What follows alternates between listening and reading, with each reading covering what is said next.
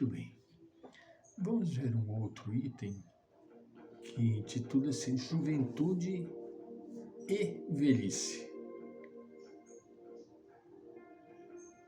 Joana inicia assim: tornou-se ontológica a forma inamistosa do ser em relação à velhice, que considera como decadência, amargura, soledade, doença e morte, na visão estreita da imaturidade psicológica. Para esse viver é acalentar sonhos permanentemente juvenis, sensações brutalizantes e de efeito rápido, passando de uma para outra entre insatisfação e conflitos íntimos. A juventude, diga-se com clareza, não é somente um estado biológico atinente a determinada faixa etária, mas também todo um período em que se pode amar e sentir, esperar e viver, construir e experimentar necessidades novas e edificantes. O período juvenil, limitado entre a infância e a idade da razão, é de muita significação para o desenvolvimento real do indivíduo, porque abre os espaços existenciais para a aprendizagem, fixação dos conhecimentos, ansiedades de conquistas e realizações em um caleidoscópio fascinante. É também o período da imaturidade, do desperdício de oportunidades, porque tudo parece tão distante e farto que os prejuízos de tempo e produção não têm significado profundo, dando nascimento a futuros conflitos que necessitam ser vencidos. É jovem, porém, todo aquele que aspira aos ideais de enobrecimento humano, esteja transitando por qualquer período existencial, não importa, mantendo a capacidade de realizar e realizar-se, de produzir e multiplicar, de renovar e renovar-se, desfruta do largo prazo da juventude real. A velhice se apresenta quando o indivíduo se considera inútil, quando experimenta o desprestígio da sociedade preconceituosa que elaborou conceitos de vida em padrões torpemente materialistas e hediondos. A ciência médica está a comprovar a cada instante que todos os períodos da vida são ricos de oportunidades para aprender, para crescer e desenvolver a capacidade de fixação dos valores humanos.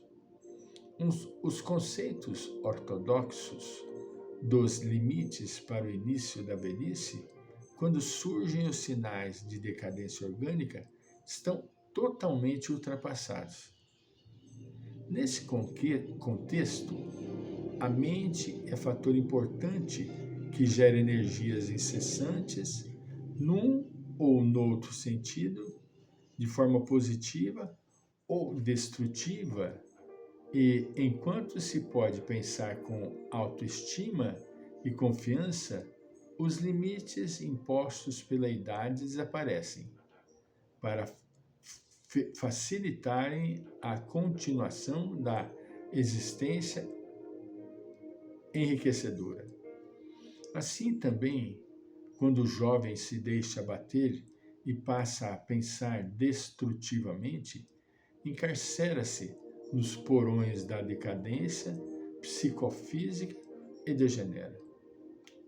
O cérebro, que antes era pouco identificado nas suas incomparáveis produções, como a maior glândula do corpo humano, é hoje conhecido como um extraordinário e incomum conjunto harmônico de 75 a 100 bilhões de neurônios em circuito especializado e complexo, como os mais notáveis computadores que a mente ainda não pôde conceber.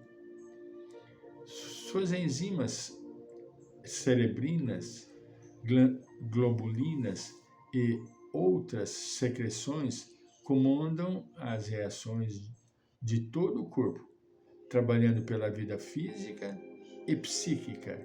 No entanto, essa mente não é fruto de elaboração própria, procedendo de uma fonte geradora que o antecede e sucede ao processo do conjunto neuronial.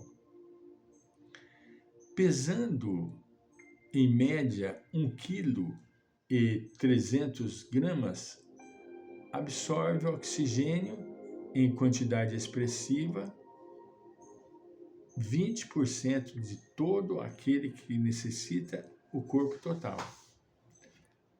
Quando ocorre a morte de cada célula nervosa e a mente trabalha, pesquisa e se esforça para manter os equipamentos em ordem, amplia-se, transformando as suas extremidades em árvores, que é dendrites, que facultam o fluxo das informações sem qualquer solução de continuidade, produzindo as maravilhosas sinapses eletroquímicas que mantêm todo o equilíbrio dele mesmo e do organismo em geral.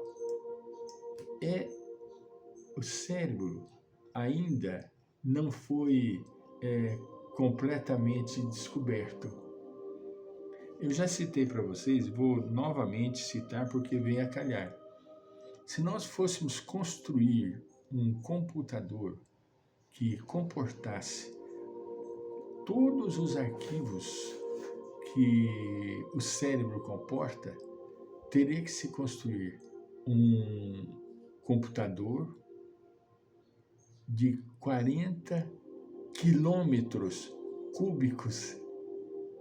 40 para cá, 40 para cá e 40 em profundidade. Um cubo de 40 quilômetros quadrados. Um cubo de 40 quilômetros quadrados. Ainda desconhecido e pouco utilizado, o centro dinâmico da vida, nas mais complexas operações que se possa imaginar, antena transceptora que se coloca na direção das faixas parapsíquicas, sem perder a sua estruturação para os registros e captações no campo do psiquismo normal. A semelhança dos músculos que não ativados pelo exercício tendem à fragilidade, à flacidez, quando não movimentado pelas energias mentais renovadoras. Perde as possibilidades de produção, porque ao morrerem as células nervosas, as restantes, sem novos estímulos, não se ampliam, falhando na transmissão das mensagens que lhes cabe registrar, encaminhar e responder.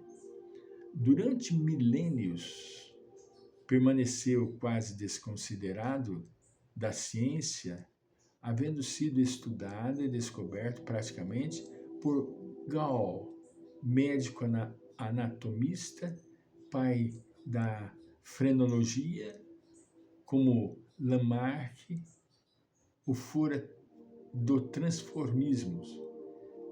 Até então, os conceitos se dividiam entre filósofos, os pais da medicina e da patrística religiosa, com as suas superstições e conceitos ultramontados, passando por extraordinários estudiosos, dentre muitos outros, Cabanis e Broca, a sonda da investigação foi penetrando a massa cinzenta e decifrando as suas protuberâncias que hoje nos dão uma ideia, embora ainda muito imperfeita, do seu mundo de infinitas informações por detectar. Nele, portanto, estão as disposições e da velhice, dependendo, sobretudo, da mente que vitaliza e movimenta, que o aciona e mantém. Todavia, muitos creem que a velhice é sinal de perda de memória, de deterioramento do raciocínio, do desequilíbrio das emoções. Sem dúvida, com o suceder dos anos, a maquinaria orgânica experimenta desgaste e certamente diminui a capacidade de produção e eficiência de resultados. Entretanto, a perda de memória não é sintoma exclusivo do envelhecimento,